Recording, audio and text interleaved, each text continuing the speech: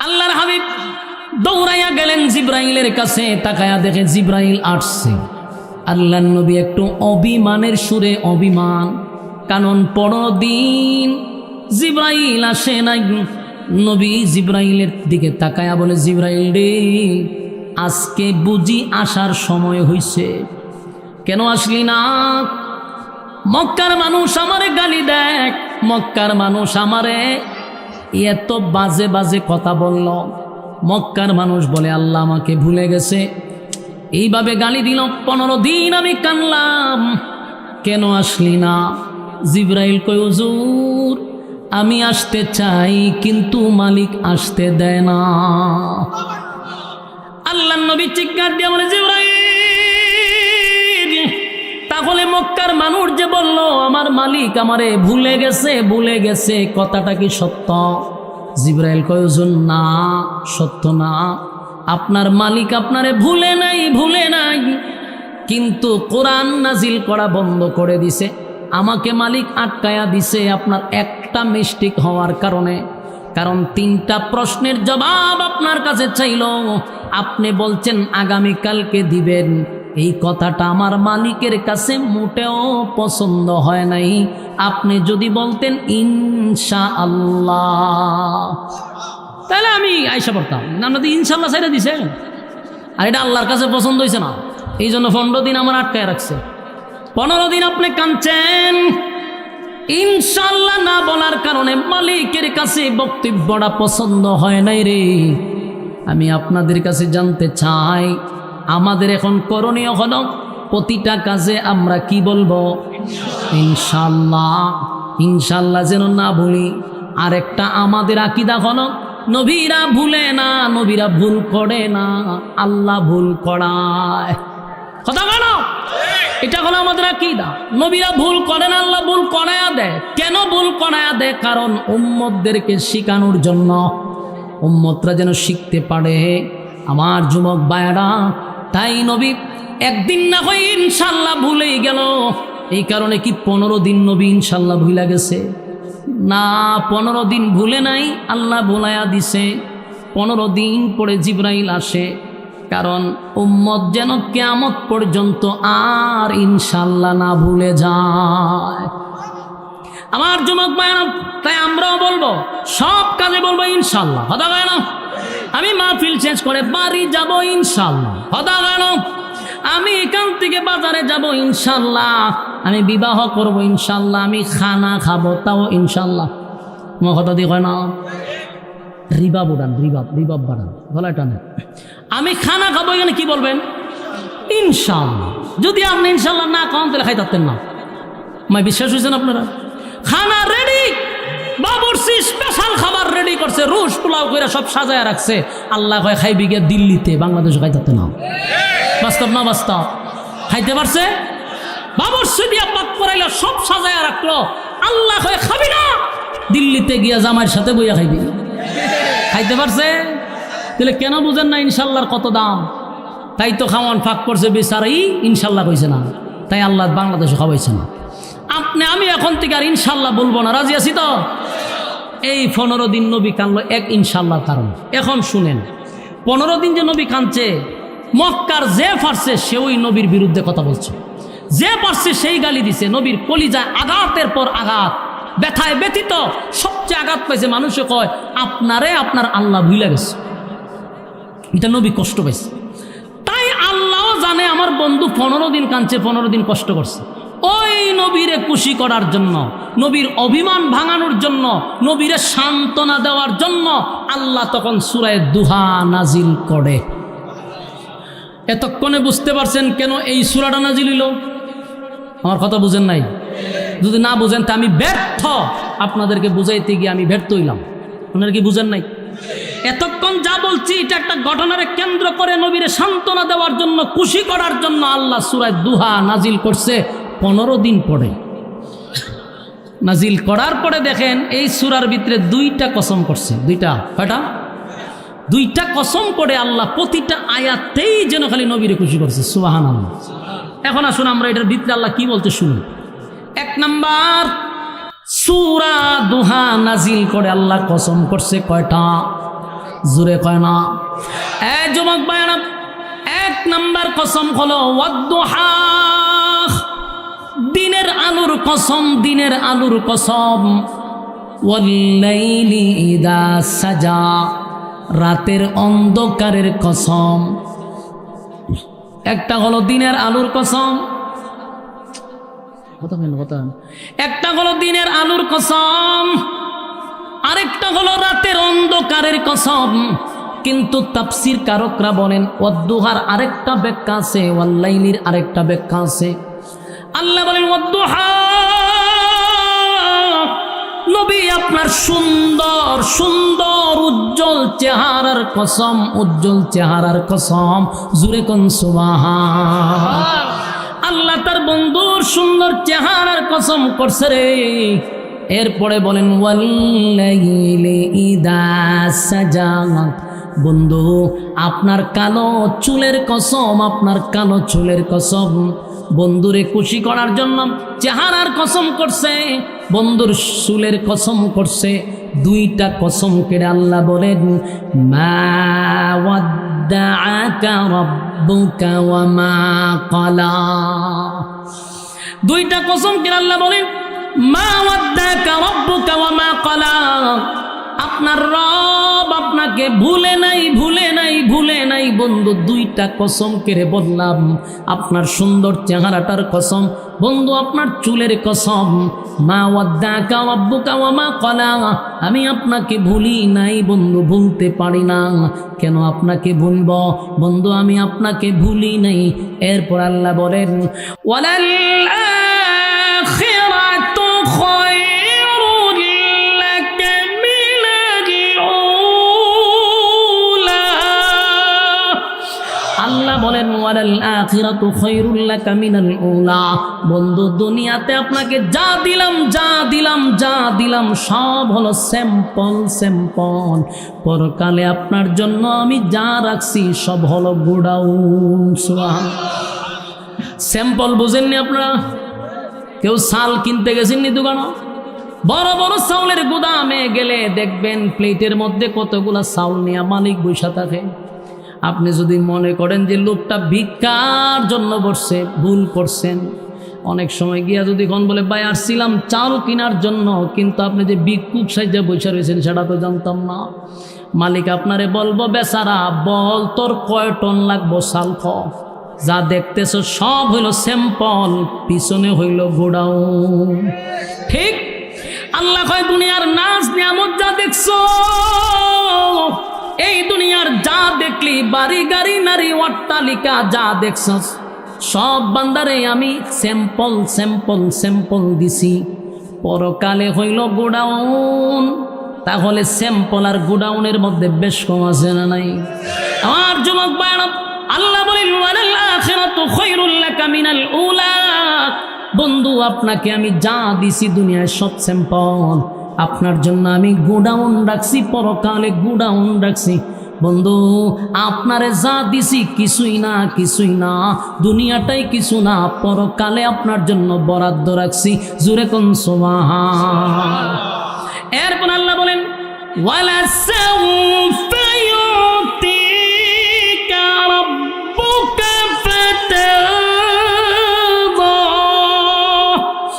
আল্লাহ বলেন ওয়ালা সাউফা ইউতিকা রাব্বুকা ফাতারদা, বন্ধু আপনাকে শীঘ্রই খুশি করব, শীঘ্রই খুশি করব, শীঘ্রই খুশি করব।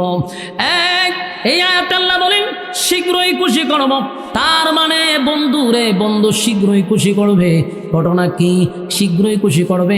তাফসীর কারকরা বলেন তার তিনটা ব্যাখ্যা হতে পারে। ওয়ালা সাউফা ইউতিকা রাব্বুকা ফাতারদা, তিনটা ব্যাখ্যা হতে পারে।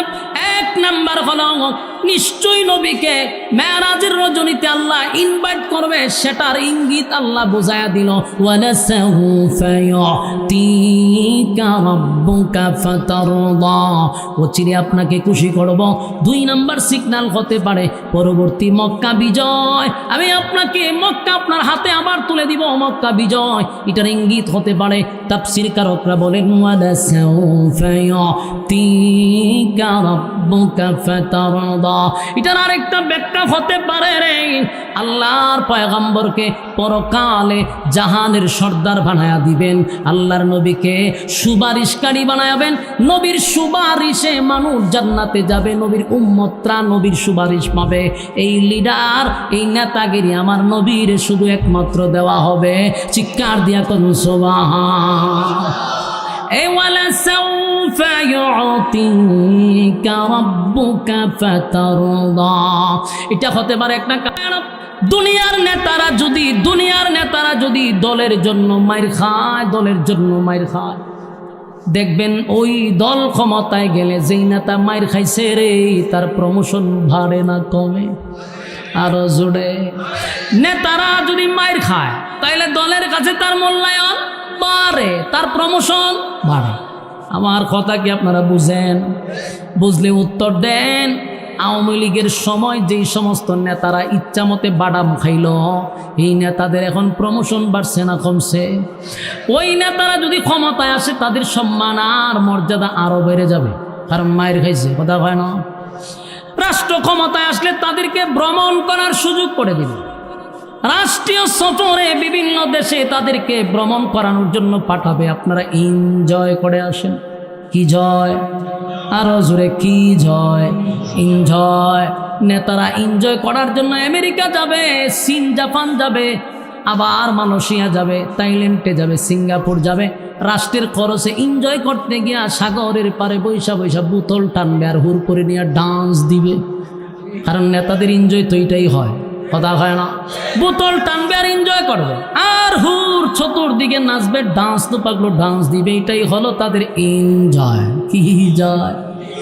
আল্লাহ কয় যদি মায়ের খাওয়ার পরে যদি তার প্রমোশন বেড়ে যায়, দুনিয়ার নেতার কাছে যদি, দলের কাছে যদি তার প্রমোশন বেড়ে যায়, দলের কারণে মায়ের খাইছে, তার সম্মান বেড়ে গেছে, তাহলে আল্লাহ কয় বন্ধু আপনি আমার দল করতে গিয়া মায়ের খাইছেন গো, আপনি আমার দল করতে গিয়া গালি খাইছেন, মায়ের খাইছেন, আপনি চোখের পানি জড়াইছেন, আমিও চিন্তায় মালিক, আপনারে আমি প্রমোশন বাড়ায়া দিব। সুবহানাল্লাহ। দুনিয়ার নেতারা যদি তার দলের লোকের প্রমোশন বাড়ায়, আমি আল্লাহ সিদ্ধান্ত নিলাম আপনার প্রমোশনটা বাড়ায়া দিব। জোরে জোরে কোন সুবহান। ওয়ালা সাউফা ইউতিকা রাব্বুকা ফাতারদা, আপনার সম্মান অচিরে আপনাকে আমি খুশি করতেছি বন্ধু। দুনিয়ার নেতারা সম্মান বাড়ায়া দিলে আমার বন্ধু আমার দল করতে গিয়ে মায়ের খাইলো, গালি শুনলো, তাই আমি সিদ্ধান্ত নিছি আমার বন্ধুর প্রমোশন বাড়াবো। আল্লাহ বলেন বন্ধু দুনিয়ার নেতারা ভ্রমণ করে দুনিয়ার ভিতরে, আমার বন্ধুরে আমি দুনিয়ায় ভ্রমণ করাবো না, আমার বন্ধুরে আমি ভ্রমণ করাবো সাত আসমানে উঠাইয়া। আমার নবীর সম্মানের মর্যাদা বাড়াইয়া দিল রে। আল্লাহ কয় বন্ধু আপনারে ইনভাইট করলাম, স্পেশাল দাওয়াত দিল বন্ধুরে, সফর সঙ্গী বানায়া দিল জিব্রাইলকে। জিব্রাইল প্রথম একটা লাভ দিল, এক লাফে আসলো বাইতুল মুকাদ্দাস, সেখানে নবীর 2 রাকাত নামাজ পড়তে দিল। আল্লাহ নবী সালাম পেরানোর পরে জিব্রাইল কয় হুজুর জানেননি আপনার পিছনে কারা নামাজ পড়ছে? না রে জিব্রাইল আমি জানি না। কয় হুজুর এই পৃথিবীতে আদম থেকে নিয়ে ঈসা রূহুল্লাহ পর্যন্ত যত নবী রাসূল দুনিয়ায় আল্লাহ পাঠাইল, লক্ষাধিক নবী রাসূল পাঠাইছে, সমস্ত নবী রাসূলকে এই বাইতুল মুকাদ্দাসে আল্লাহ আজকে ইমামতি আপনাকে ইমাম বানায়া সবাইকে মুসল্লি বানায়া দিছে। আর আজকের পর থেকে আপনার উপাধি হইল ইমামুল মুরসালিন। সুবহানাল্লাহ। আমার যুবক ভাইরা, বন্ধুর মর্যাদা বাড়াইছে গো, বন্ধুর মর্যাদা বাড়ায়া দিল। বন্ধু আমার দলের জন্য মার খাইল, বন্ধু আমার জন্য গালি শুনল, তাই তো প্রমোশন বাড়ায়া দিছে। একটা লাইন নিচে ইমামুল মুরসালিন বানাইয়া সেখান থেকে আবার স্পেশাল একটা প্রাইভেট কার দিয়ে প্রথম আসমানে চলে গেল। সেখানে একজন ফেরেশতার সঙ্গে সাক্ষাৎ হলো, কথাবার্তা হলো, নবীদের সঙ্গে সাক্ষাৎ হলো। এরপরে দ্বিতীয় আসমানে চলে গেল। 2 নম্বর আসমানে গিয়ে আরেকজন ফেরেশতার সঙ্গে কথা বলল, ভ্রমণ করলো, দেখলো। 3 নম্বর আসমানে গেল, সেখানেও কথা বলল। 4 নম্বর, 5 নম্বর, 6 নম্বর, 7 নম্বর আসমানে যাওয়ার পরে সব দেখার পরে জিবরাইল কয়, হুজুর আপনি আসেন সিদরাতুল মুনতাহা। শেষ একটা স্টেশন আছে, এটার নাম হলো সিদরাতুল মুনতাহা। সেখানে বন্ধুরে বন্ধু দামাত দিয়া নিল। এরপরে জিবরাইল কয়, হুজুর বাকি টিকিট আমার কাছে নেই, শুধু একটা টিকিট আছে, একটা গাড়ি আছে। এই গাড়িটা আসবে আপনি নবীকে নেওয়ার জন্য, আমারে আল্লাহ টিকিটটা দেয় নাই। এবং রব্বি কারিম তার বন্ধুরে নেওয়ার জন্য রফরফ নামক একটা গাড়ি পাঠাইলো। সেই গাড়ি দিয়া চলে গেল। আল্লাহ বলেন আরশে আজিম নিয়ে গেলাম, বন্ধুর সঙ্গে সাক্ষাৎ হলো, জান্নাত জাহান্নাম দেখাইলো, সব ভ্রমণ করাইলো। কারণ দুনিয়ার নেতারা যদি দুনিয়ায় ভ্রমণ করতে পারে, আমার বন্ধুরে আমি 7 আসমানে ভ্রমণ করাবো।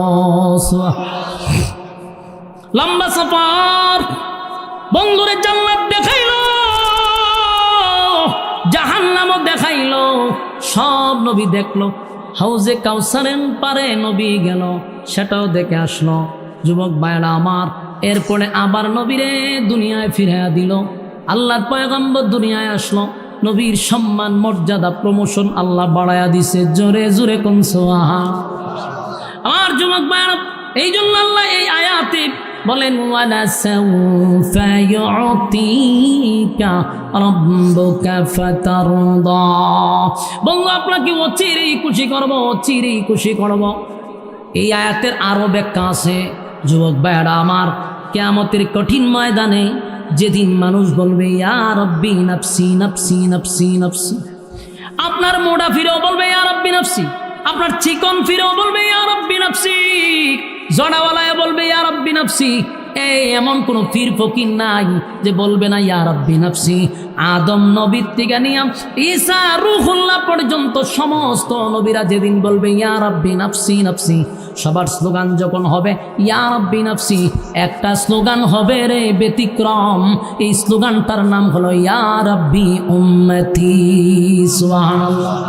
আমার নবী শুধু বলবে রব্বি উম্মতি।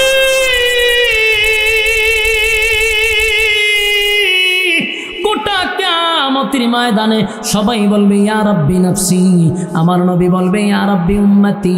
শুধু নবী উম্মত উম্মত উম্মত উম্মত বলে চিৎকার দিবে। আল্লাহ সেদিন বলবে, বন্ধু আমি আপনাকে খুশি করব, আপনি কাঁদেন না। আল্লাহর নবী তখন বলবে, আল্লাহ আমার আপনি কিভাবে খুশি করবেন? আমার একটা উম্মত যদি জাহান্নামের আগুনে জ্বলে, আমি নবীরে আপনি খুশি করতে পারবেন না।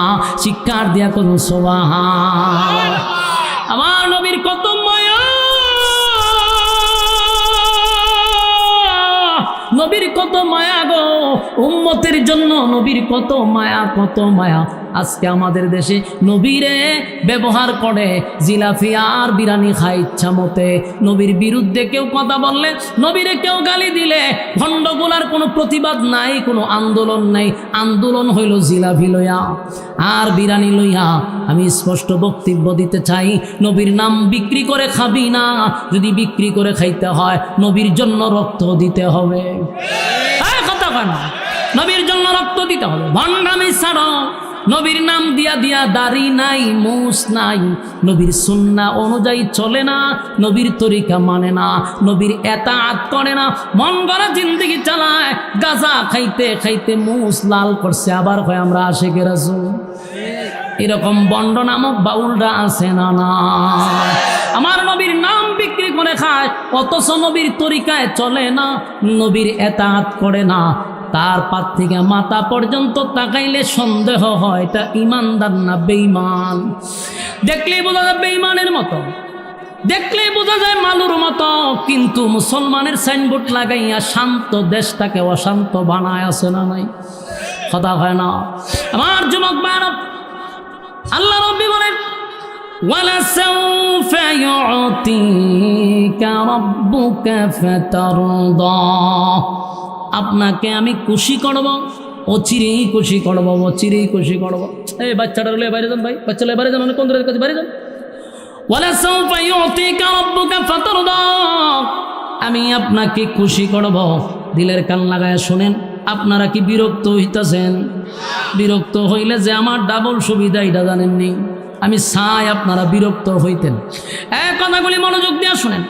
এরপর আল্লাহ বলেন, আলাম ইয়াজিদকা ইয়াতীমান ফাআওয়া। আল্লাহ বলেন, আলাম ইয়াজিদকা ইয়াতীমান ফাআওয়া, বন্ধু আপনি কি এতিম ছিলেন না? এতিম ছিলেন না। এখানে একটা কথা বুঝবেন, আল্লাহ হঠাৎ করে নবী এতিম ছিলেন এই কথাটা কেন বললেন? কারণ খুব মনোযোগ দিয়ে শুনবেন। দুই বন্ধুর মধ্যে যদি অভিমান হয়, বন্ধুর মধ্যে যদি দূরত্ব হয়, বন্ধুরে বন্ধু খুশি করার জন্য অতীতের কিছু কথা বইলা বইলা বন্ধুরে সান্ত্বনা দেয়, ঠিক নেই? বন্ধুরে বোঝায়, বন্ধু তুই যে বললি আমি তোরে ভুলে গেলাম, তুই যখনই মুসিবতে পড়স বন্ধু আমি তোর পাশে দাঁড়াই। তোর ব্যবসা চলে না বন্ধু, আমি ফুজি দিয়া দেই। বন্ধু ওখানে সমস্যা হলে দৌড়াইয়া আমি যাই। অতীতে তোরে এই করছি, বন্ধু বিপদে পড়ছ উদ্ধার করছি। বন্ধুরে অতীতের কথা শুনাইয়া শুনাইয়া বন্ধু বুঝাইয়া দিল, অতীত তোর সঙ্গে ছিলাম, এখনো আছি, ভবিষ্যতে থাকবো। সুবহানাল্লাহ। আল্লাহ ঠিক আয়াতের ব্যাখ্যা অনুযায়ী বন্ধুরে অভিমান ভাঙায় রে। দেখেন আয়াতের অর্থগুলো, আল্লাহ বলেন, আলাম ইয়াজিদকা ইয়াতীমান ফাআওয়া। বন্ধু আপনি কি এতিম ছিলেন না? আপনি কি এতিম ছিলেন না? আপনাকে কি আমি আশ্রয় দেই নাই? তখন কি আপনারে ভুলছিলাম? যখন আপনি এতিম ছিলেন তখনই আমি আল্লাহ আপনারে ভুলি নাই। আর আপনারে নবী বানাইয়া বুঝি এখন আমি ভুলে যাব, এটা কেমনে কইলেন? আল্লাহ বন্ধুর কাছে অভিমান ভাঙাইতেছে। বন্ধু কেমনে কইলেন গো? আমি আপনারে ভুলে গেছি, আপনাকে ভুলে গেছি। বন্ধু আপনি কেমনে বললেন আমি আপনাকে ভুলে গেলাম? যখন আপনি এতিম ছিলেন তখনই ভুলি নাই, যখন আপনি নিঃস্ব ছিলেন তখনও ভুলি নাই, তখনও ছিলাম, এখনো আছি, ভবিষ্যতে থাকব। এরপরে আল্লাহ বন্ধুর রাগ ভাঙানোর জন্য আল্লাহ বলেন, وَوَجَدَكَ ضَالًّا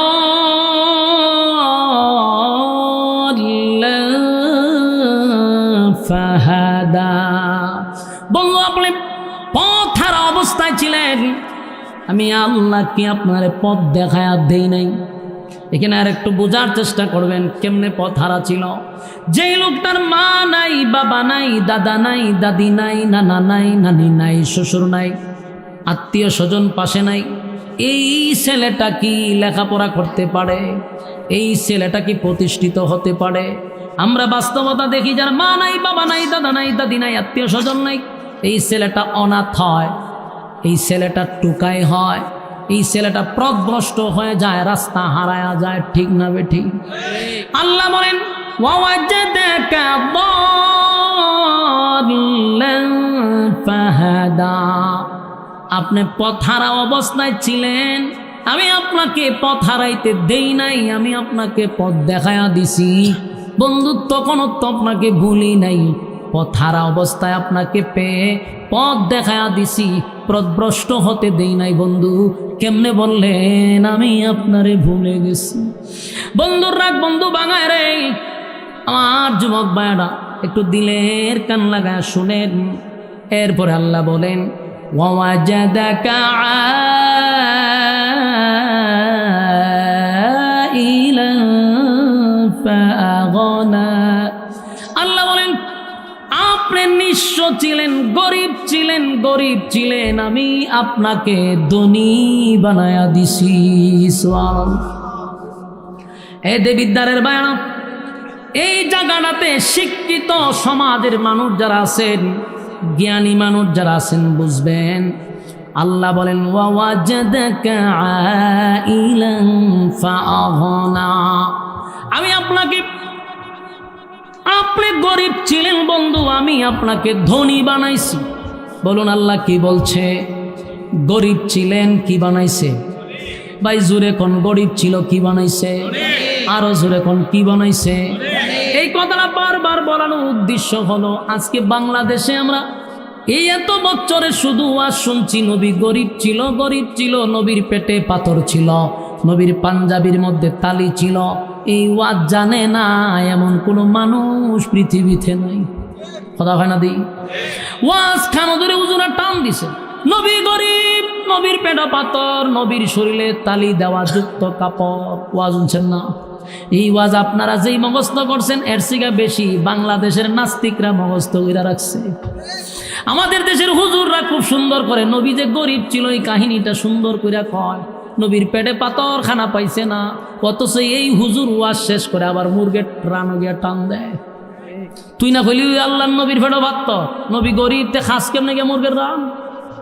আমার যুবক ভাইরা, কথা সত্য মিথ্যা নয়, নবী গরিব ছিলেন, কথা সত্য। আল্লাহ নিজেই তো বলছে আপনি গরিব ছিলেন, নবীর পেটে পাথর ছিল, এটাও সত্য। কিন্তু আমার প্রশ্ন হলো ওয়াজকালি এক পৃষ্ঠায় কেন, পরের পৃষ্ঠায় তো যাওয়া দরকার।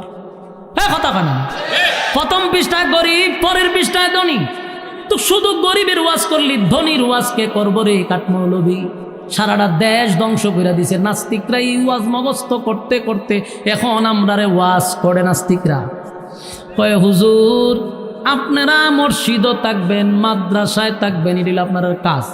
আমরা আব্বা চাচা দাদা মরলে আপনার জানাজাত নিব, 40 দিন হইলে আবার খাওয়ান করব, হুজুর ফকটও 20 টাকা দিব, ফান খাইতে খাইতে মসজিদও যাইবেন আর কোরআন শরীফ পড়বেন। হুজুর তো আপনারা কাম, কারণ ইসলাম তো গরিব, নবীর ভেড়ে ভাত তোর আছেন, আপনি কেন দামি গাড়িতে চলবেন? নবী খানা পাইছেন, আপনি কেন এত খাইবেন? নবীর পায়ে জুতা ছিল না, নবীর শরীরে কাপড়ে তালিযুক্ত কাপড় ছিল, হুজুর আপনি কেন ইস্তারি দিয়ে ভিনবেন? এই দুষ্ট নাস্তিকের না, এই দুষ্ট রাম বামদের না, এই দুষ্ট আমাদের মতো মৌলবীদের। নিজেরা লাল বাতি জ্বালায় মাহফিলে উঠে দেখবেন, ওরে বাবা রে বাবা, বাবা রে বাবা, সারা শরীরে বাতি জ্বলে, লাল বাতি জ্বলে, এমন খাবার ভিনদে, টুপি একটা পাই সাতলাম বা আর কি লাগায়া মাগায়া মেকআপ সেকআপ লাগায়া যেমন বুঝা যাত্রা ফালাতাইছে। হেউই ওয়াজ করে নবীর, আবার হয় আমার নবীর শরীর 13টা তালি ছিল। হ্যাঁ, নবীর শরীরে যদি 13টা তালি থাকে, তুই পাল্লার সাজাইছ, দেখলি তো বোঝা যাবে অদ্ভুত প্রাণী, ভয় লাগে। বেডা না বেডি আমার সন্দেহ লাগে। ওয়াজের নামে তালিবালি করে না, আছে তো হুক্কুর হাক্কুর কুতানি মুতানি দিয়া, এরপরে সময় নাই। এক বক্তারে ওয়াজও দিছে, হুজুর সূরা ইখলাসের তাফসীর করবেন, লেখা বিষয় সূরা ইখলাস। হে ওয়াজ করছে শুনেন, সূরা ইখলাসের তাফসীর দিছে তো কুল হুয়াল্লাহু আহাদ। আল্লাহ কইছে কুল, নবী আপনি বলুন। কোন নবী কে চিনছেন নি? নবী হলো হাসান হোসেনের নানা, হাসান হোসেনকে চিনছেন নি? ফাতেমার ছেলে, ফাতেমাকে চিনছেন নি? ওই শুরু করতে করতে করতে শেষে গান টান গায়া কুতায় মুতায় হয়, আহা সময় পাইছি না তো কোন পাল্লার তাফসীর করতাম, শেষ কারবালার দেশে। এই হলো আমাদের দেশের বাংলাদেশের তাফসীরের অবস্থা। আমি জানি এখানে অনেক মানুষের মন খারাপ হইবে, আপনার মন খারাপ হইলে আমার কসুনি। আমি আশরাফি হক কথা বলতেছি, এই মাডল আমসি পড়তে আমি যে জায়গায় জন্ম নিছি, আপনি খবর লিয়া দেখেন, এই জায়গাতে জন্ম নিছি যেখানে লাল বাতি জ্বলে, এইখানে লাল বাতির মধ্যে আমি আগুন লাগাইয়া এগুলো ফুইরা এরপর আমি খারইছি। আমার এই এরার ব্যাপারে আমার ফতোয়া দিয়ে না, আমি তা দেখতে দেখতে বড় হইছি। সুতরাং বন্ডদের ব্যাপার অন্তত আমার সাথে কোনো আপোষ হবে না। আমার কথা হলো, এলেম তো আমারও নাই, আমি বলি না যে আমি পণ্ডিত, কিন্তু যতটুকু ওয়াজ করবো ততটুকু স্টাডি করতে হবে। বাপদাদার ইচ্ছা করে এত পাবলিকের সামনে আমি বয়ান করলে চলবে না, আমার স্টাডি করে বয়ান করতে হবে। তুমি বয়ান করলা নবী গরিব ছিল, আল্লাহ বলছে ফরের জায়গায় আল্লাহ ভাই আপনাকে আমি ধনী বানাইছি, তো ধনী শব্দটা ইউজ করো না কেন? হ্যাঁ, গরিব বানায় এত দিলে 12টা বাজাইয়া। নাস্তিকরা এই ওয়াজ দিছে বাংলাদেশে মগস্থ করাইয়া। এখন 2025 সালে যখন কোনো আলেম রাজনীতির মঞ্চে দাঁড়ায়, রাম বাম সুশীলরা আমাদের কয় হুজুর রাজনীতি করতেন কেরে, হুজুর রাজনীতি করতো কেরে? হুজুর থাকবো মসজিদ ও মাদ্রাসায়, হুজুর থাকবো জানাজাত, হুজুর থাকবো দুয়া, হুজুর কেরে রাজনীতি। এই কথা বলার সাহস কেন পেয়েছে জানেন? এই গরিব ওয়াজে। কথা বুঝতেছেন? যদি আমাদের দেশের মৌলবীরা ফরের পৃষ্ঠায় ওয়াজ করতো যে নবী শুধু ধনী না, আল্লাহ নবী দেশ পরিচালনা করছে, নবী ছিল দেশের রাষ্ট্রনায়ক, এদেশের অনেক উম্মতরা এখনো জানে না নবী যে দেশ পরিচালনা করছে। অনেক মুসল্লি জানেই না যে নবী যে একসময় দেশের প্রেসিডেন্ট ছিল, অনেক উম্মত জানে না। আমার কথা বিশ্বাস হয় না? এই ওয়াজ তো কান পর্যন্ত পৌঁছায় নাই যে নবী দেশের রাষ্ট্রনায়ক ছিল, এই ওয়াজ করলে তো ইসলামের সম্মান বাড়ে না কমে? তুই গরিব গরিব কইয়া ইসলামটা কই নিছস? গরিব তো ছিল, আমি অস্বীকার করি না, কিন্তু আল্লাহ তো বলছে ধনীও বানাইছি। আল্লাহ তো নবীরে দেশ পরিচালনা করার ক্ষমতা দিছে, নবী রাষ্ট্র চালাইছে, সেই ওয়াজ করস না কেন? আর এই ওয়াজ না করার কারণে আজকে 2 টাকার সুশীলরা আমরারে কয় রাজনীতি পাইছেন কই, আমরারে কয় রাজনীতি বলে পাইছি কই। আমার হাসিটা জায়গায় কথাটা শুনলে বিশ্বাস করবেন, আমার মনে হয় যে আমি 2 মিনিট হাসি, গইরা গড়ি ঘুরে হাসি, হাসতে হাসতে এরপরে গিয়ে হেরে ধরি। আরে বেটা তুই যে আমার অদ্ভুত প্রশ্ন করে আমি রাজনীতি পাইছি কই, অদ্ভুত প্রশ্ন না। আমি তো তোর প্রশ্নের জবাব দিতে পারবো যে আমি কোরআনে রাজনীতি পাইছি, নবীর সুন্নাত থেকে পাইছি। আর তোর প্র্যাকটিক্যালে দেখায় দেয় আল্লাহ নবী নিজের দেশের প্রেসিডেন্ট ছিল, উমর দেশের প্রেসিডেন্ট ছিল, আবু বকর দেশের প্রেসিডেন্ট ছিল, উসমান দেশের প্রেসিডেন্ট ছিল, আলী দেশের প্রেসিডেন্ট ছিল, আলীর ছেলে দেশের প্রেসিডেন্ট ছিল। আমারে যদি কয় রাজনীতি পাইছি কই, কারণ ই মরা স্লোগান দিয়েন না, যে জাতি মইরা গেছে এর সামনে কি এর স্লোগান? খবরস্থানে স্লোগান দিলে তো মুর্দারটা জীবিত হইতো। হেরার কাছে যে ওয়াজ করতে যেতে আমার বেশি। আমি যখন বুঝতেছি আমার ওয়াজে অনেকই মন খারাপ হয়ে গেছে না, মানে আওয়াজে বোঝা যায় যে ওজুর ওয়াজটা পছন্দ হইতেছে না। আপনার কার পছন্দ? এই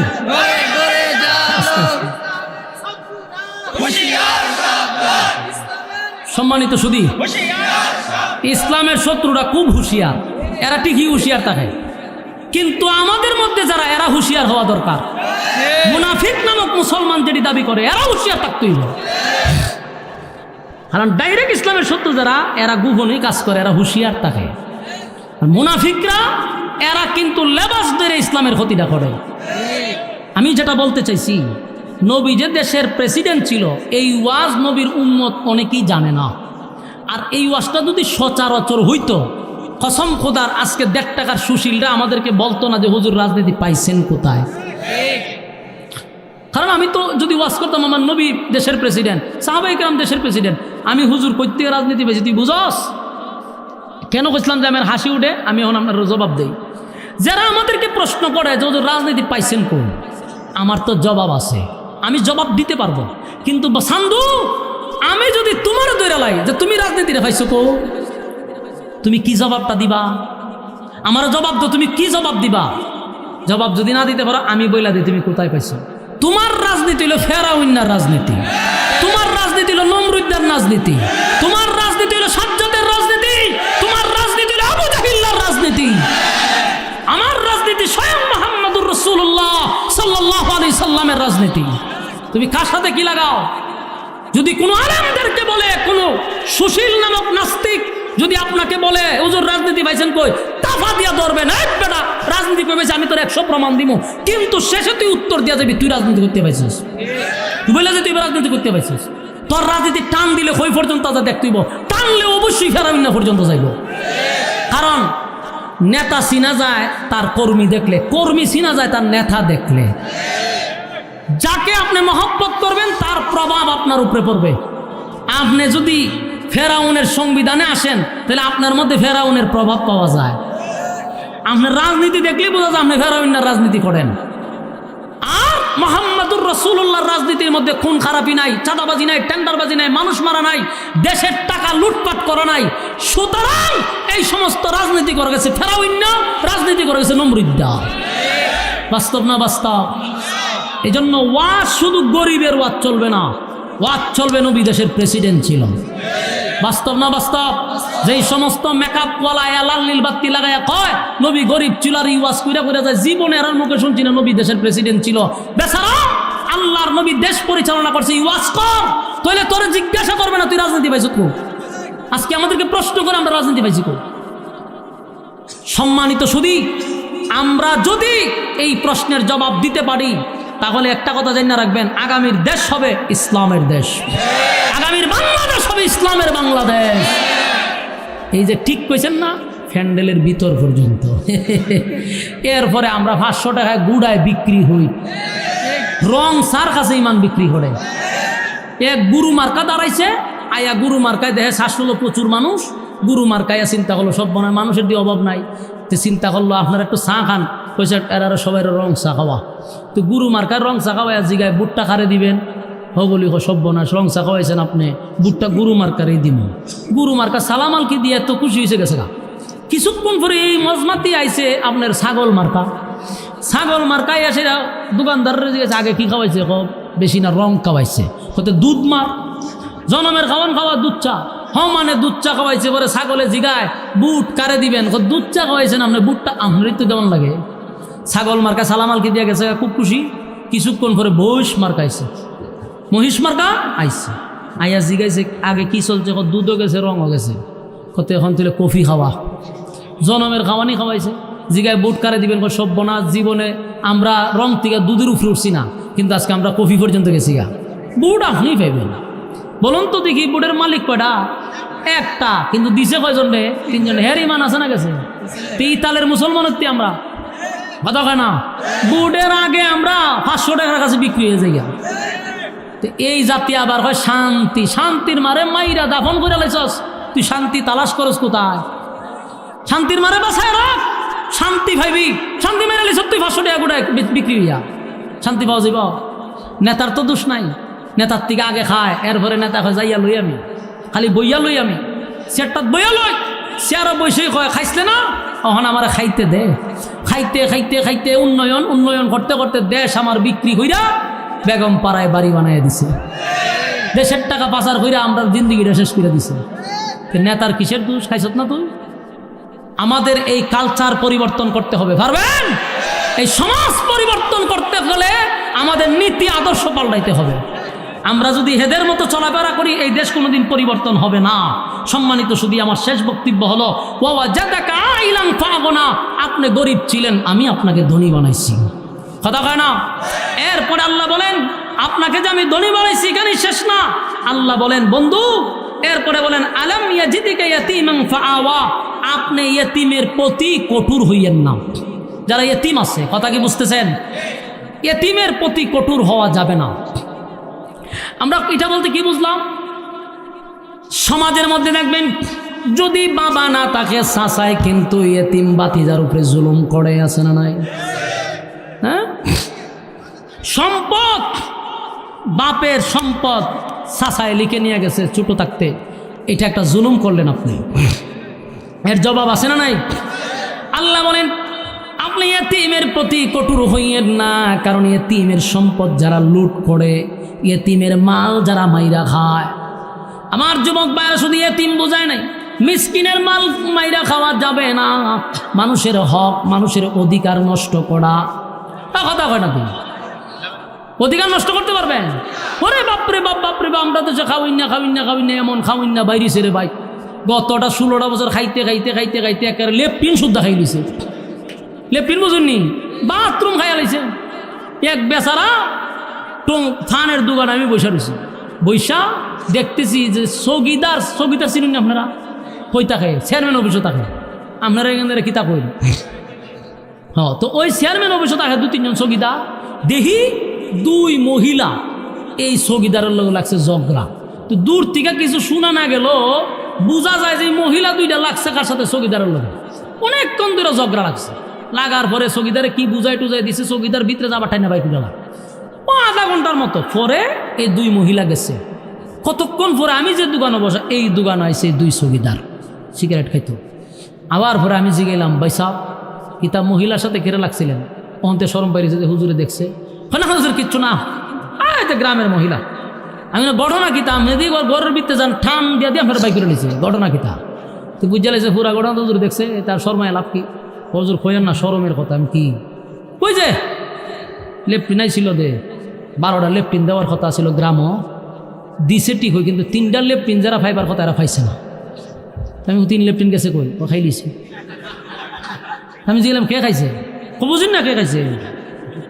আমি সব বনে লেফটিনও খায়, পাল্লা লেফটিন আরো কত তা খায় হুজুর। সেদিন বুঝতে পারলাম যে এই জাতি কত নিচে নামছে, খাইতে খাইতে খাইতে খাইতে বিধবার লেফটিনও খাই দিছে। সি সি সি সি সি, বাংলাদেশ কোনো পৃথিবীতে একটা দেশ যে যারা লেফটিনও খায়, ঠিক না বেটি? রাস্তাঘাট খাইছ, বালু খাইছ, কংক্রিট খাইছ, ইট খাইছ, ব্রিজ খাইলিছ, খাইলা লেফটিনটা খাস কেমনে? এই জাতির কাছে আপনি কি আশা করেন? আমরা ঘুরাই আবার এরার কাছেই দেই যে আপনারই খায়, অসুবিধা নাই, খাইতে তা তো খাইতে খাইতেই দেশ আর উন্নত কদিন হবে হতা কন না খাইলো তো সবাই এখন যারা আছে এরা কি খায় না জনমের খাওয়ান খাইতেছে ভাববেন না যে এখন যারা বসে এরা খায় না এরা আরো বেশি খাইতেছে এখন বাইরিব একদিন আসবে এদের খাওয়ানো বাহির হবে ইনশাআল্লাহ হাজার হাজার রক্তের উপর ভর করে যারা বসে মুছের মধ্যে তেল লাগায় ঘুরতেছ জবাব জাতি তোমাদের কাছেও চাইব ইনশাআল্লাহ তোমরাও জাতির সাথে তামাশা করতেছ লাইনে ফিরে আসো না হয় এই জনতা যদি আবার কেফে অস্তিত্ব থাকবে না সম্মানিত শুধু আল্লাহ বলেন বন্ধু ইয়েতিমের উপরে আপনি কঠোর হবেন না ইয়েতিমের মাল ইয়েতিমের হক নষ্ট করা যাবে না আমাদের দেশের বিধবা সহ বৃদ্ধাদের বাতা সহ এদেশের কোনো কিছু বাদ নাই যে মাইরা খাইছে না বলুন আল্লাহর কাছে জবাব দিতে হবে কিনা আল্লাহ পরের আয়াতে কয় আপনি মানুষের সঙ্গে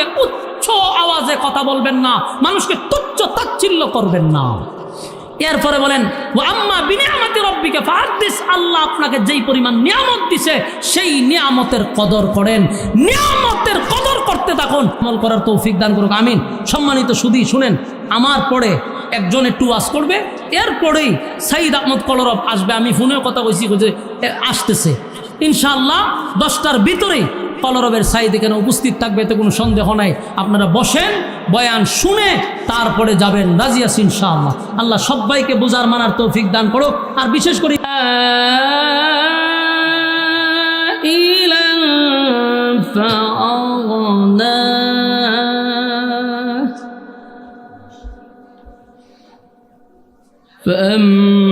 فأما اليتيم فلا تقهر فأما اليتيم فلا تقهر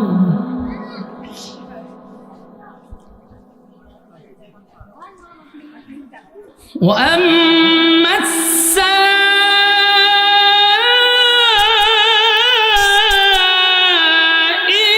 فلا تنهر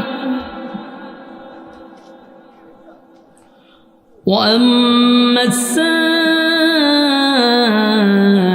السائل فلا تنهر وأما بنعمة ربك فحدث صدق الله العظيم দুরূদ শরীফ পড়েন আল্লাহুম্মা সাল্লি আলা কামা সাল্লাইতা আলা ইব্রাহিম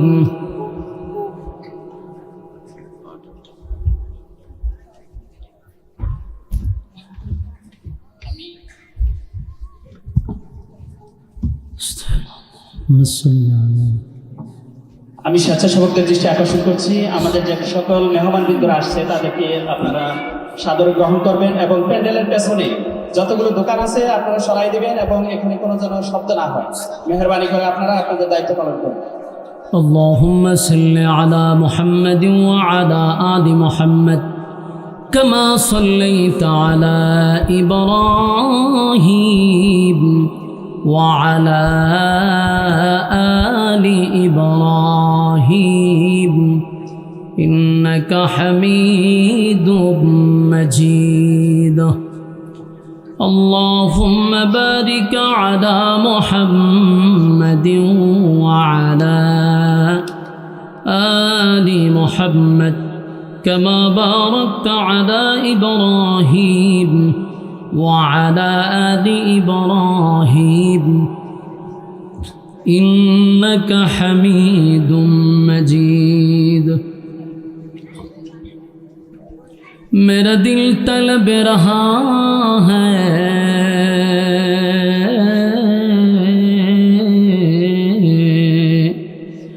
मेरे जल रहा है सीना ए दवा वही मिलेंगे मुझे জেলে চলো মদিনা বলগল উলা বিকমালিহি। একটা নয়েসের মতন আওয়াজ করে গুন করে ওঠে, এটা বন্ধ করে। حسنت جميع خصاله صلوا عليه। আলহামদুলিল্লাহ। কুমিল্লা জেলার অন্তর্গত দেবিদ্বার থানার ফতেহাবাদ মধ্যপাড়া বাইতুল আমান জামির মসজিদ এর উদ্যোগে আয়োজিত তাফসীরুল কোরআন মাহফিলের আজকের যিনি সম্মানিত সভাপতি জনাব কবির আহমদ, বিশিষ্ট ব্যবসায়ী, ঢাকা। আজকের মাহফিলের যিনি প্রধান অতিথি জনাব তাজুল ইসলাম সাহেব, প্রধান মেহমান জনাব মিসবাহুর রহমান সাহেব, এছাড়াও আরও আছেন ডাক্তার AMA ওয়াহেদ সাহেব, দিগার অতিথিবৃন্দ। আমার পরে যিনি বয়ান করবেন আমার অত্যন্ত মহব্বতের বন্ধুবর হজরত মৌলানা মুফতি সঈদ আহমদ কলরব। আমার পরেই এর কিছুক্ষণের ভিতরে ইনশাআল্লাহ উনি চলে আসবেন। রাস্তাঘাটে দোকানপাটে যারা আমরা আছি, মেহেরবানি করে আমরা ফ্যান্ডেলে চলে আসি, আমরা কথা না বলি। এখানে আসতে পেরে বসতে পেরে খুশি না বেজার? মুসলমানের ক্লান্তি লগ্নে, ফিতনা ফাসাদের এই যুগে আল্লাহ রাব্বুল আলামিন এমন একটি দ্বীনি মজলিসে আমাদেরকে আসার এবং বসার, এত কথা বলে ঘটনাটা কি? আপনারা মাহফিলটা এতই দিলেন, এই যে যাইতেছে কথা বলতে বলতে। মোবাইল সাইলেন্ট করেন, মোবাইল সাইলেন্ট করেন। কথা আপনারা এখন আশেপাশে যারা ভলান্টিয়ার আছেন, আপনারা দায়িত্ব আপনার পালন করুন। এই সাইডে দাঁড়ায় থাকেন, কথা বললে তো মনোযোগ চলে যায়। বসেন, রাস্তাঘাটে আমরা কেউ সময় নষ্ট না করি। আমরা আসতে পেরে বসতে পেরে খুশি, এই জন্য শুকরিয়া আদায় করছি আলহামদুলিল্লাহ। লক্ষ কোটি দুরুদ এবং সালাম আল্লাহর সৃষ্টির প্রধান আকর্ষণ জনাবে মুহাম্মদুর রাসূলুল্লাহ সাল্লাল্লাহু আলাইহি ওয়াসাল্লামের উপর। সম্মানিত সুধী, আমরা যদি আগামী কাল পর্যন্ত বেঁচে থাকি, হায়াত যদি থাকে, রাস্তাঘাটে গল্প আড্ডা আমরা করতে পারবো যদি বাচ্চা থাকি। কিন্তু বেঁচে থাকলেও আগামী কালকেই মাহফিলটা আপনার জন্য হবে না। কথা কি বুঝতে পারছেন? বেঁচে থাকলে গল্প করা যাবে, এইভাবে রাস্তার দ্বারায় আড্ডা মারতে পারবেন, গল্পও করতে পারবেন। যেভাবে এখন গল্প করতেছেন এটা কালকেও করতে পারবেন, কিন্তু কালকে আপনি এখানে বসতে পারবেন না। আপনার জন্য এই মাহফিলটা আবার দ্বিতীয়বার করা হবে না। আমিও হবিগঞ্জ থেকে আসবো না, সাইদ সাহেবও ঢাকার থেকে আসবে না।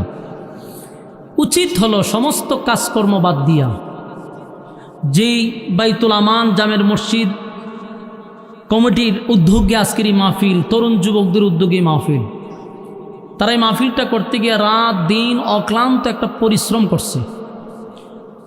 দাওয়াতটা হবিগঞ্জ থেকে গিয়া আনছে, আমার মাদ্রাসায় গিয়া এত জার্নিং করে কষ্ট করে এখানে ইনভাইট করা হয়েছে।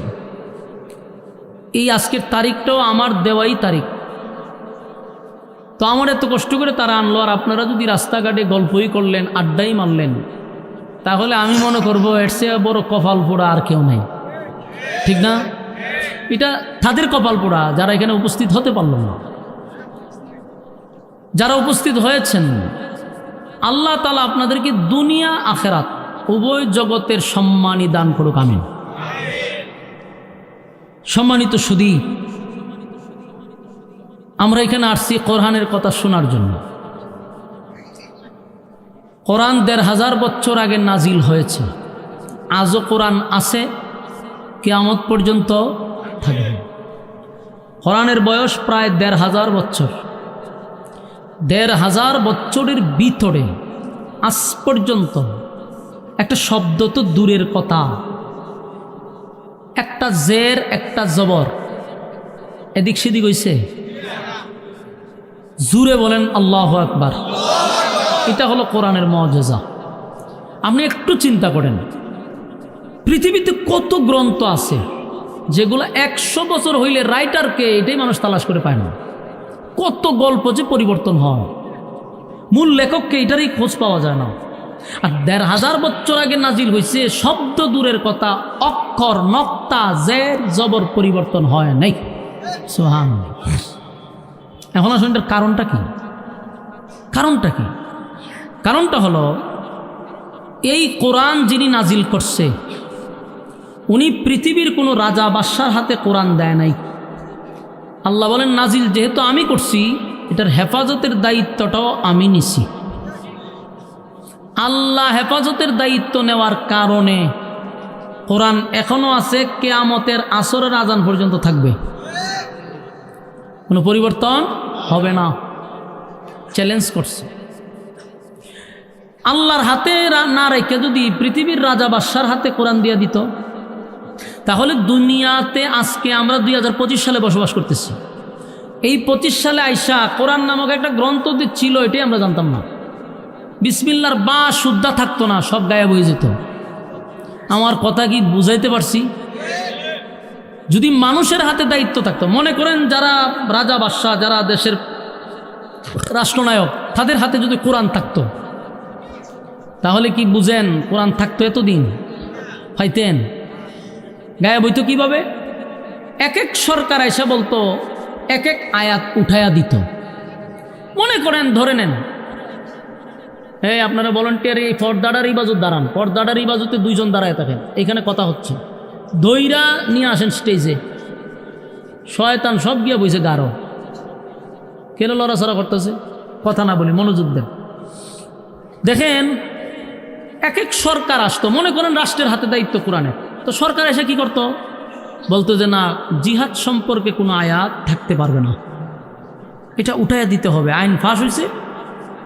সরকার যদি কেউ উঠাইয়া দিতে হবে, রাখার ক্ষমতা আছে কেউ? আমরা 2-1 দিন আন্দোলন করতাম, কিন্তু উঠাইয়া দিত। কথা কয় না? আমার কথা আপনারা বুঝেননি, বুঝলে হা না কইয়েন। উঠাইয়া দিত। মনে করেন জিহাদের আয়াত উঠাই দিল এক সরকার আইসা, কিছুদিন পরে আরেক সরকার আয়া বলতো যে না, আমরা নমাজের আয়াত উঠাই দিতেইব, কারণ নমাজের আয়াত থাকলে আমাদের জন্য এটা সমস্যা, কারণ আমরা নমাজ পড়ি ইলেকশনের আগে, এর আগে তো আমরা নমাজ পড়তে পারি না।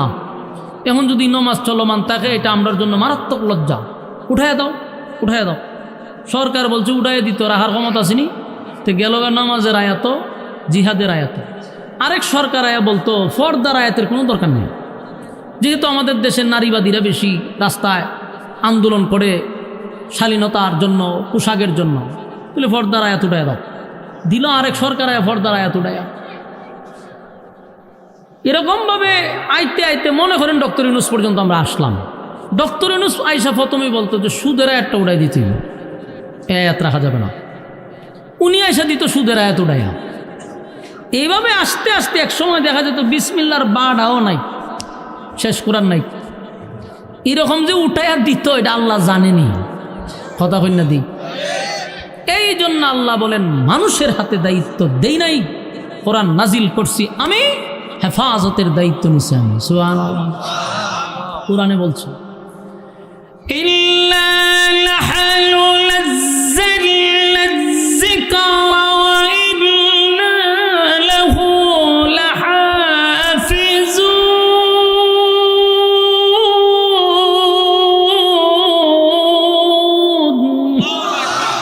আল্লাহ হয় নাজিল করছে আমি, তার হেফাজতের দায়িত্ব নিছি আমি। সুবহানাল্লাহ। তো সম্মানিত সুধী, গেল এক, মানে কোরআন যে হেফাজতের দায়িত্ব আল্লাহ নিছে, এই জন্য কোনো পরিবর্তন হয় নাই।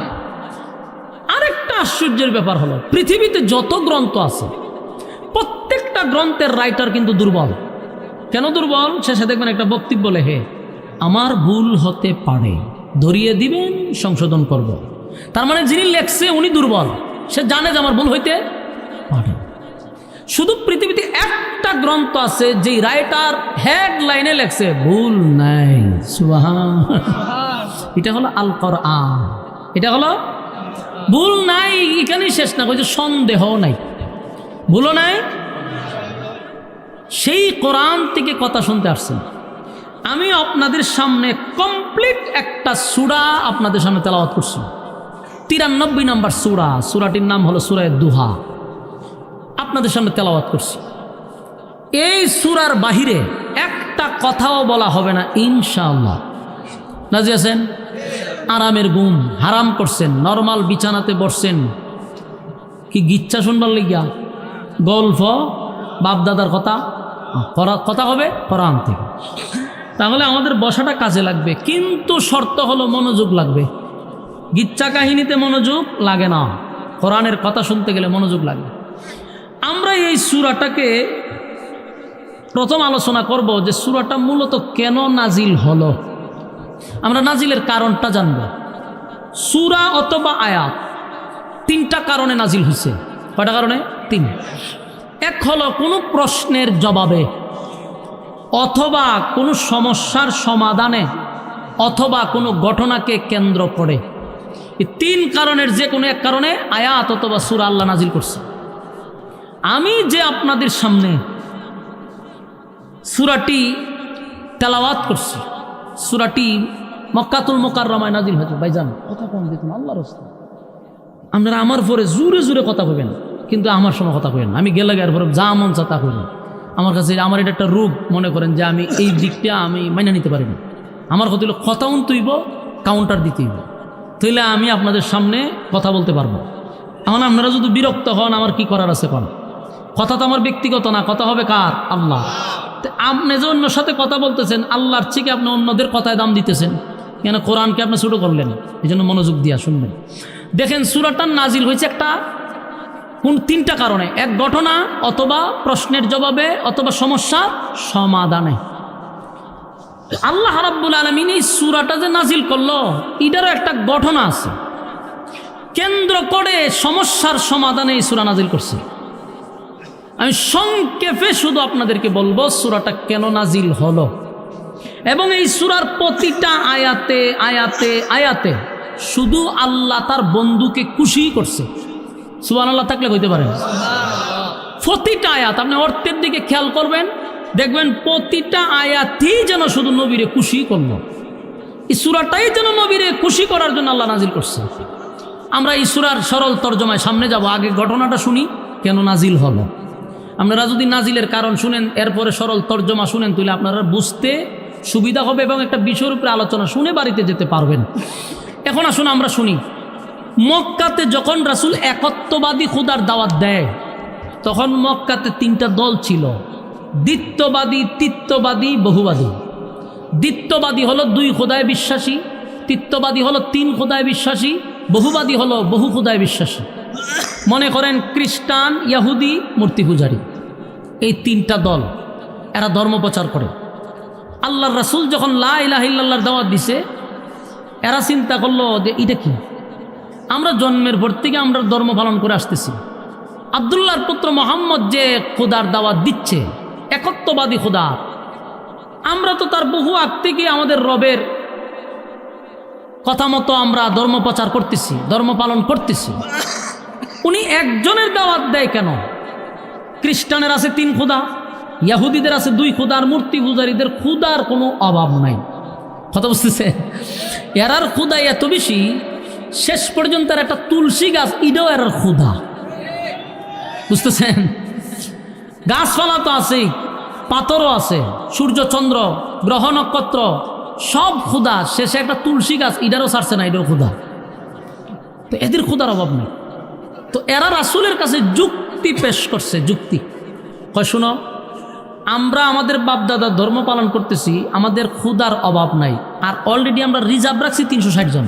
ওই যে খানায় কাবা, যেখানে আমরা তওয়াফ করি, এই খানায় কাবার ভিতরে ছিল প্রায় 360টা। বলি ওইটা আমরা রিজার্ভ ছাড়াও ক্ষুধার অভাব নাই। আমরা একজন কেন মানবো, একজনকে কেন ডাকবো?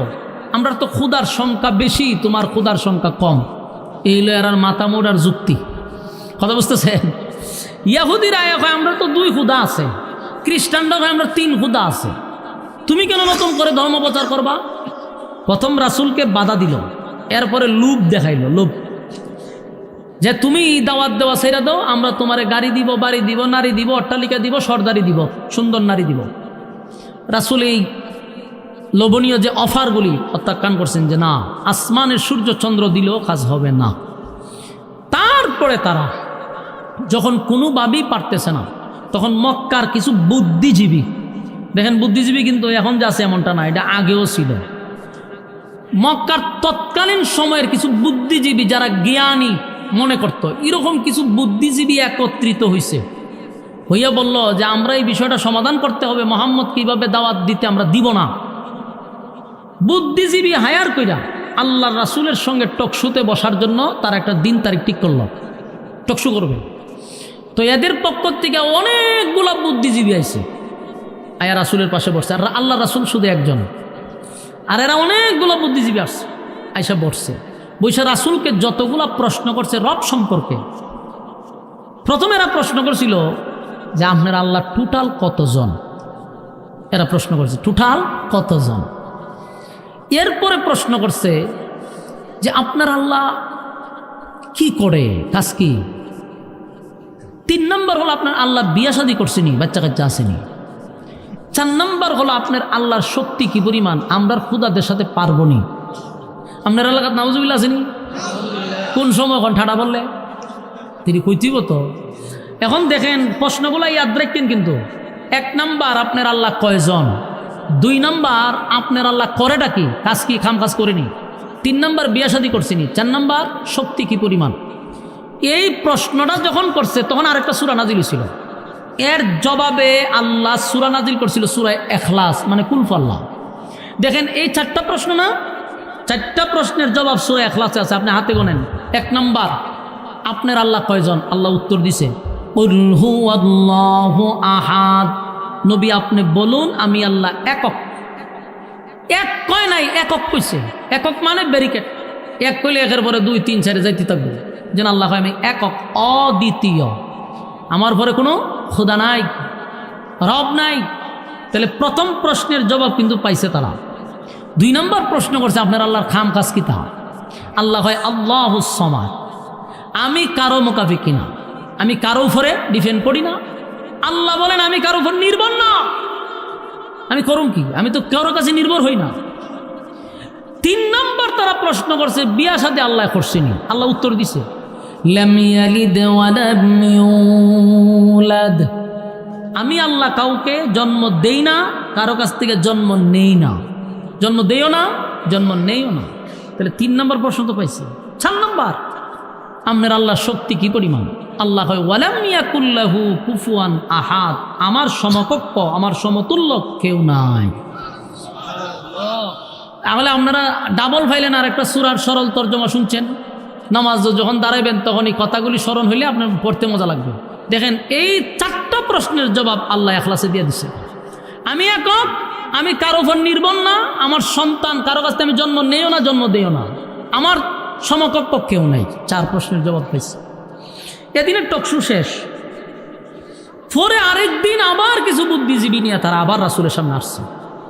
কিন্তু ঘটনাটা হইল যতবার এরা আসে ততবার তারা লজ্জিত হয়, ততবার তারা হেরে যায়। তারা আসে রাসূলকে হারানোর জন্য, কিন্তু নিজেদের কথায় নিজেরাই ফেসে যায়, নিজেরাই আটকা পড়ে যায়, লজ্জিত নিজেই হয়। রাস্তাতে আইসা তারা বলল যে দেখো আমরা মক্কার বাসা বাসা কিছু বুদ্ধিজীবী আনছি মোহাম্মদকে লজ্জিত করার জন্য, কিন্তু মোহাম্মদ আমাদেরকে লজ্জিত করে না, আমরা নিজেরাই লজ্জিত হই। কারণ আমরা যতটা প্রশ্ন করি মোহাম্মদকে উনি খণ্ডন করে, প্রতিটা কথার উত্তর দেয়, কিন্তু মোহাম্মদ যখন আমাদের রব নিয়ে কথা বলে আমরা তো উত্তর দিতে পারি না, আমরা কোনো না কোনো জায়গায় আটকা পড়ে যাই। এটা তো আমাদের জন্য লজ্জা, এটা তো আমাদের জন্য শরম। এদের মধ্যে একজন দাঁড়ায়া বলল যে আমরা যদি মরণ পর্যন্ত ওনার সাথে টকশুতে যাই ততবারই জুতার বাড়ি আমরা ভালো থাকবো, আমরা জিন্দিগিতে ওনার সাথে জিততে পারবো না, কথা বলে আমরা পারবো না, আমরা জুতার বাড়ি থাকবো কপালে। হয় কেন? কারণ ওনার কাছে যে এলেম এটা আসমানি এলেম। দেখেন এদের মধ্যে একজনে বলছে তাহলে এখন আমাদের করণীয় কি? আমাদের করণীয় হলো আমরা আসমানি এলেম ওয়ালা লোকরে হায়ার করে আনতে হবে, আইনা মোহাম্মদের সাথে বসাইতে হবে। এছাড়া আমরা এই ক্ষুদ্র মুরগি চুরার জ্ঞান দিয়া ওনার সাথে টকশু করলে পারবো না। কথা বুঝতেছেন? এই তাফসীরের এই জায়গাগুলি যখন আমরা শানে নজরুলগুলা যখন পড়ি তখন আমার মনে হয় শাহরিয়ার কবিরের কথা। কেন? আমি একটা এক্সাম্পল দিই বুঝার জন্য। আমরা বাংলাদেশে 16 বছর কিন্তু অনেক টকশো আমিও দেখছি, পরিকল্পিতভাবে একজন আলেমকে টিভিতে বসাইতো, 5টা নাস্তিক বসা থাকতো, উপস্থাপন যে করতো সে সহ নাস্তিক। মানে উদ্দেশ্য ছিল জাতির সামনে আলেমদেরকে হেও করা, লাঞ্ছিত করা, অপমানিত করা। 5টা নাস্তিক বইতে একজন আলেমরা রাখতো। আল্লাহর কি কুদরত, ওই যে আসমানি আলেম নাস্তিক মিলল একজন আলেম রে কোনোভাবেই কোনো টকশুতে আজ পর্যন্ত হারাইতে পারে নাই। এখান থেকে কি বুঝলেন? আলেমদের কাছে যে এলেম এটা আসমানি। দুনিয়ার যত মুরগি সুরা এক জায়গায় হোক না কেন, যত বুদ্ধিজীবী নামক প্রতিবন্ধীর এক জায়গায় হোক না কেন, আলেমদের সাথে কোনোভাবেই পেরে ওঠা সম্ভব না। অতীতে 16 বছর দেখছি আমরা। তাদের জ্ঞান যা কিছু আছে যেখানে গিয়ে শেষ হয়েছে, ওলামায়ে কেরামদের সেখান থেকে কথা শুরু হয়েছে। আপনি যদি প্রমাণ চান, আমি অহরহর প্রমাণ এখন এখানে বসে দিতে পারবো। আমাদের মুফতি শাখাওয়াত হোসেন রাজি সাহেবের টকশোগুলা দেখবেন, ঠান্ডা মাথা নাস্তিকদেরকে সাইজ করে। উনি উত্তেজিত হয় খুব কম। আরেকজন আছে খুব গরম হয়, কিন্তু গরম হইলেও ওনার কাছ থেকে ছুটতে যাইতে পারে না। ওনার নাম হলো এনায়েতুল্লাহ আব্বাসী সাহেব, ঠিক না? মেজাজ একটু গরম, যদি আল্লাহ বাঁচাইছে, উনি কিন্তু যে সময় টকশু করে উনি সরাসরি থাকে না, উনি উনার জাগাত বৈশা টকশু করে। যদি কাছে থাকতো 2-1টারে ভিডিও অ্যাসাইজ করে নিত। যে মেজাজ গরম হয় মাই রিলিভ বাই দিয়ে, কিন্তু উনি এমনভাবে ধরে লাশ ধরছিল মুরগি চূড়ারে, সাইজ করে ছেড়ে দিছে। পারছে। এই জন্য বলি আলেমদের এলেম আসমানি। পারে নাই, মনে করে হুজুর হয়ে একটা হাসি মাইরা দেয়, হ্যাঁ হুজুর রাখিতা বউ হুজুরের সাথে দেখছ তো মাথার টু বিয়ার ভান যাবি। কিন্তু যতজনই এইরকম মনে করে ঢুকছে বাইরে আইতারছে না, একেবারে ল্যাংটা করে ছেড়ে দিছে। মান সম্মান লে তখন যাইতে পারছে না। আল্লাহর রাসূলেরই যখন আমরা এই ঘটনাগুলি পড়ি, তখন এই এখনকার জালেমদের সাথে মিলে যায়। তারাও চাইছিল আলেমদেরকে সমাজের কাছে হেউ করার জন্য, পারে নাই। মক্কার মানুষকে এখন করণটা কিতাব কি করবো এখন আমরা? কত চলো, মক্কায় কোনো আসমানি এলেম নাই, আসমানি এলেমওয়ালা কোনো লোক নাই, তবে মদিনাতে অভাব নাই। এরা 450 কিলোমিটার দৌড়াইয়া গেছে মদিনায়, বিশাল একটা টিম লইয়া গেছে। গিয়া ওখানে তাওরাতের আলেম আছে, এদের কাছে গিয়া বলল যে ভাই সাহেব, বারাক্রান্ত মন নিয়ে আইছি, কষ্ট নিয়ে আইছি, যতবার গেছি ততবারই বিজ্জুতি হয়েছি, আপনাদেরকে হায়ার করার জন্য আমরা আসছি নিতে। বললো যে ঘটনা খুলে বলেন। বলে ঘটনা হইল, আমাদেরই বংশের, আমাদেরই রক্তের, আমাদেরই বাতিজা, নাম ছিল মোহাম্মদ, অহন হয়ে গেছে মোহাম্মদুর রাসূলুল্লাহ সাল্লাল্লাহু আলাইহি ওয়াসাল্লাম। আগে আমরার সাথে খুব সুন্দর চলছিল, হঠাৎ করে নিজেকে রাসূল দাবি করে এবং একত্ববাদী খুদার দাওয়াত দেয়। আমরা তো এটা মেনে নিতে পারি না। কিন্তু বিষয়টা হলো, ওনার সাথে কথা বলে আমরা পারি না, লজ্জা শরম খাইয়া আপনার কাছে আসছি, চলেন আপনাদেরকে নিয়ে টকশোতে বসাবো। তাওরাতের আলেমরা তো আগের থেকেই তারা জানতো যে একজন রাসূল আসবে, এটা তারা বুঝতে পারছে, আগের থেকেই জানতো। কারণ একজন রাসূল আসবে যিনি সমস্ত নবীকুলের সম্রাট, যিনি আসার পরে নবুয়তের দরজায় তালা মারা হবে। তারা বলল আপনারা বলার দরকার নেই, আমরা বলি আপনারা উত্তর দিয়েন। 1 নাম্বার, তার বাবার নাম কি আব্দুল্লাহ? বলে হ আব্দুল্লাহ। দাদার নাম কি আব্দুল মুত্তালিব? বলে হ আব্দুল মুত্তালিব। মার নাম কি আমেনা? বলে হ আমেনা। কুরাইশ বংশের জন্য? বলে হ। নাম কি তার মোহাম্মদ? বলে হ। সর্বনাশ, আমরা তো কিতাব নিয়ে বসে আছি, উনি কখন আসবে? উনি তো চলে আসছে অলরেডি, নবুয়ত পাইছে। এখন মক্কার মানুষ মাথা তার দিয়ে হয়, আমরা কি জানি, এর চেয়ে বেশি জানে। তখন বলল যে এখন আমাদের করণীয় কি? বলে কোনো করণীয় নাই, যিনি তোমাদেরকে একত্ববাদী খোদার দাওয়াত দিছে তার দাওয়াত গ্রহণ করাটাই হলো তোমাদের সঠিক কাজ। সুবহানাল্লাহ। কারণ আমরা প্রতিটা পৃষ্ঠায় পৃষ্ঠায় ওনার নাম পাইছি, উনি আসবে এই কথা তাওরাতে আছে, ইনজিলে আছে। ওই দেখেন 2 ক্যাসেট এনে বয়সে নি কেন না, ঠেলা দেন, এরা ছোটো মানুষ, কিন্তু এরা আস্তে করে আদর করে উড়াই দেন। কথা বলবোই, এরা বুঝে না, উড়াই দেন। কথা বললে মনোযোগ যায় এরার দিকে। দেখছেন নি, এখানে বল টল লুই বুঝছে, খেলবো, পুরা নিয়ত করলিছে। হ্যাঁ, আমি ওয়াশ করুম, আর এবার খেলবো, এটা পুরা নিয়ত করে বল টল লুইছে, আবার সাথে একজন লুইছে। আয় তুমি মারতো না, এই যাও, মাশাল্লাহ। মনোযোগ আছি না আপনারা? ঘটনাটা মনোযোগ দা শুনেন, একটা কথাও আমার কোনো মন করা নাই, এই সারা নজরুল বর্ণনা করতেছি, মনোযোগ দা শুনেন। অহন ঘটনাটা কি করলো, তাওরাতের আলেমদের কাছে যতই তারা ওয়াজ করছে, এরা কয় না সর্বনাশ, গোটা মদিনার সব তাওরাতের আলেম নিয়েও যদি মোহাম্মদুর রাসূলুল্লাহ সাল্লাল্লাহু আলাইহি সাল্লামের কাছে বসান, আমরা সবাই লজ্জিত হব। ওনার সাথে কথা বলে আমরা কোনো সময় বিজয় আনতে পারবো না। বরং আপনারা কালেমা পরে ঈমান আনেন। এরা হইলে গীতা কইলেন আমরা আসলাম 450 কিলোমিটার দৌড়াইয়া মরুভূমি দিয়া, আর আপনারা আমাদেরকে এই সান্ত্বনা দিলেন। তখন তাওরাতের আলেমরা বলল, 3টা প্রশ্ন নিয়ে ওনার সামনে দাঁড়াইবা, এই 3 প্রশ্নের জবাব সে দিতে পারবে যে আল্লাহর রাসূল, কোন নবী রাসূল ছাড়া এই 3 প্রশ্নের জবাব পৃথিবীর কেউ দিতে পারবে না। যদি 3 প্রশ্নের জবাব উনি দিয়া দেয়, চোখ বন্ধ করে তার কালেমা পরে ঈমান আনবা।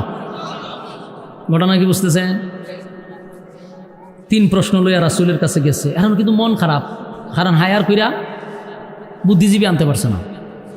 তখন গিয়া খুব ঠান্ডা মাথায় মিষ্টি বাসায় বলতেছে, মোহাম্মদ তুমি তো আমাদেরই রক্তের, আমাদেরই বংশে, আমরা চাই তোমার সাথে মিল্লা জিল্লা চলতে, তোমার কালেমা পড়তেও আমরা চাই, কিন্তু একটা শর্ত আছে। রাসূল বলেন, কি শর্ত? তুমি যদি আমাদের 3 প্রশ্নের জবাব দিতে পারো তা আমরা কালেমা পরে ঈমান আনবো।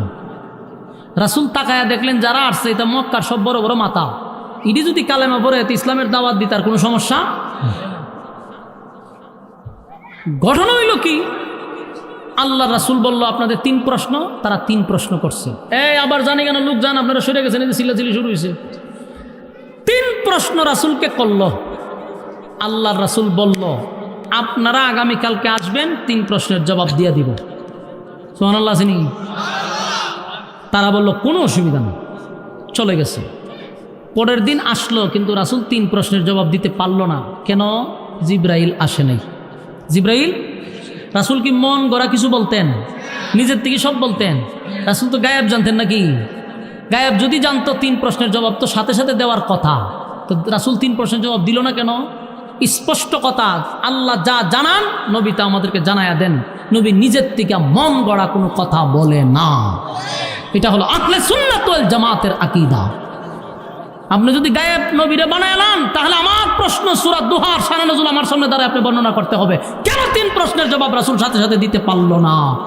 কেন 15 দিন পরে কোরআন নাজিল হইলো, আগে আমারই ব্যাখ্যা দিবেন, এরপরে রাসূল গায়েব জানে, সেটার প্রমাণ আমি দিব। এই জন্য কিছু স্টাডি করা দরকার, কিছু পড়া দরকার।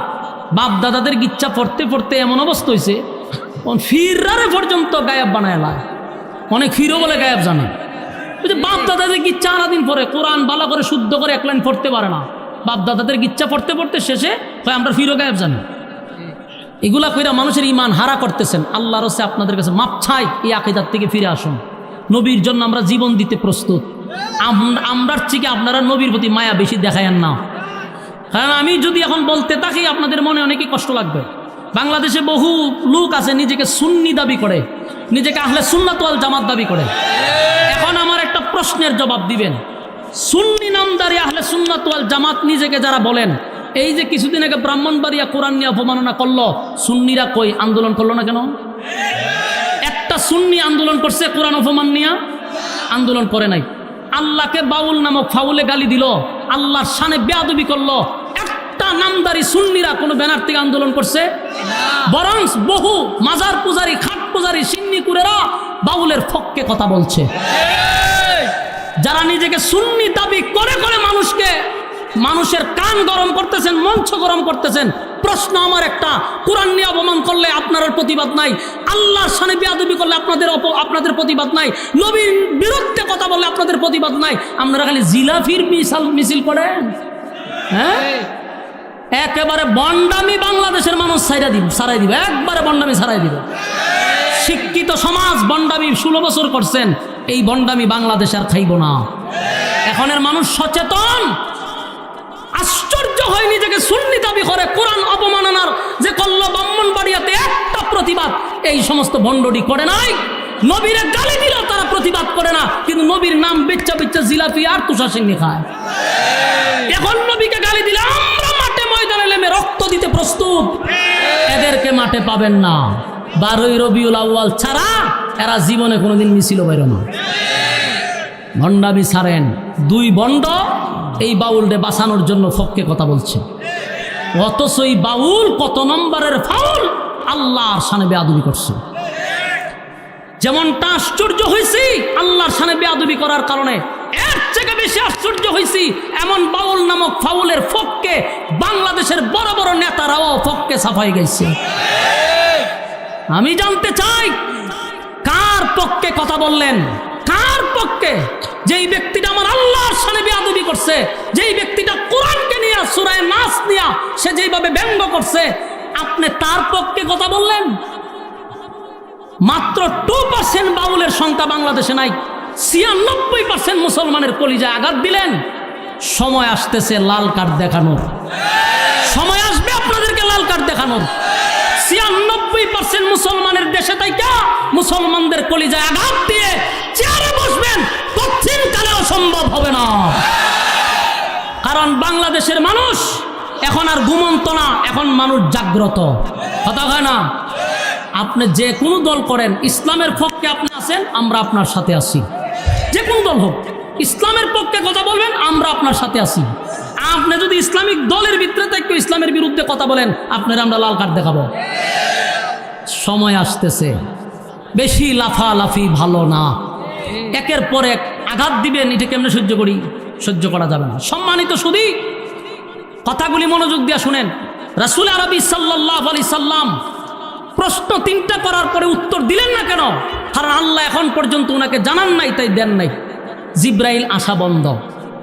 1 দিন 2 দিন 3 দিন জিব্রাইল আসে না।